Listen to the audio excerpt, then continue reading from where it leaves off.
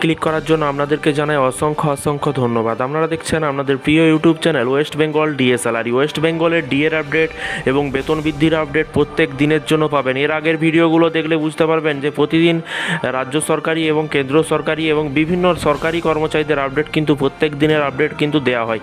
ইতিমধ্যে একটি দারুণ খুশির খবর, ভিডিওটি সম্পূর্ণ দেখুন। এখানে বলা হয়েছে মমতা কেন লুকোচুরি খেলছে ষষ্ঠ বেতন কমিশনের রিপোর্ট নিয়ে মামলা দায়ের করা হয়েছে। এরপরে কি বলা হয়েছে চলুন এক নজরে দেখে নেওয়া যাক। এখনও যারা চ্যানেলটিকে সাবস্ক্রাইব করেনি ফটাফট চ্যানেলটিকে লাল রঙের সাবস্ক্রাইব বাটনটি ওখানে প্রেস করে দিন। তো চলুন দেখে নেওয়া যাক কী বলা হয়েছে। ষষ্ঠ বেতন কমিশনের রিপোর্ট নিয়ে যেন লুকোচুরি খেলা হচ্ছে। এরই মাঝে এবার ষষ্ঠ বেতন কমিশনের রিপোর্ট নিয়ে একটি মামলা হলো কলকাতা হাইকোর্টে। রাজ্য সরকারের বিরুদ্ধে আদালত অবমাননার মামলা দায়ের হয়েছে হাইকোর্টে। মামলা গ্রহণ করেছে কলকাতা হাইকোর্ট। কি বলা হয়েছে এই বিষয়ে ইউনিটি ফর্মে দেবপ্রসাদ হালদার ষষ্ঠ বেতন কমিশনের রিপোর্ট হাতে পেয়ে এর আগে কিন্তু আরটিআর করেছিল।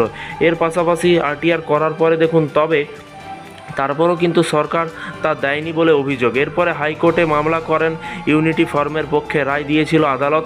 তারপরও কিন্তু অবশ্য রাজ্য সরকার সেই রিপোর্ট প্রকাশ করেনি। এবার রাজ্য সরকারের বিরুদ্ধে আদালত অবমাননার মামলা দায়ের হয়েছে হাইকোর্টে এবং জানা গিয়েছে 28শে মে ষষ্ঠ বেতন কমিশনের রিপোর্ট প্রকাশের কিন্তু আদালত অবমাননার মামলাটি গ্রহণ করেছেন কলকাতা হাইকোর্টের বিচারপতি সব্যসাচী ভট্টাচার্য। গ্রীষ্মকালীন অবকাশের পর আদালত খুললে আগামী 14ই জুন কিন্তু এই মামলার পরবর্তী শুনানির দিন ধার্য করা হয়েছে। এই নিয়ে কিন্তু ইউনিটি ফর্মের বাস্তব অন্যান্য সব সরকার বেতন কমিশন সংক্রান্ত রিপোর্টও ওয়েবসাইটে দিয়ে দেয় এবং কিন্তু বাংলা সরকার এই রিপোর্টে কোনোভাবেই প্রকাশ করছে না। এই আবহে কিন্তু প্রশ্ন উঠছে কেন এই রিপোর্ট নিয়ে এত লুকোচুরি রাজ্য সরকারের। অন্যদিকে রাজ্য বাজেটের সময় সরকারি কর্মচারীদের 4% হারে ডিএ বৃদ্ধির ঘোষণা করা হয়েছিল সরকারের তরফ থেকে।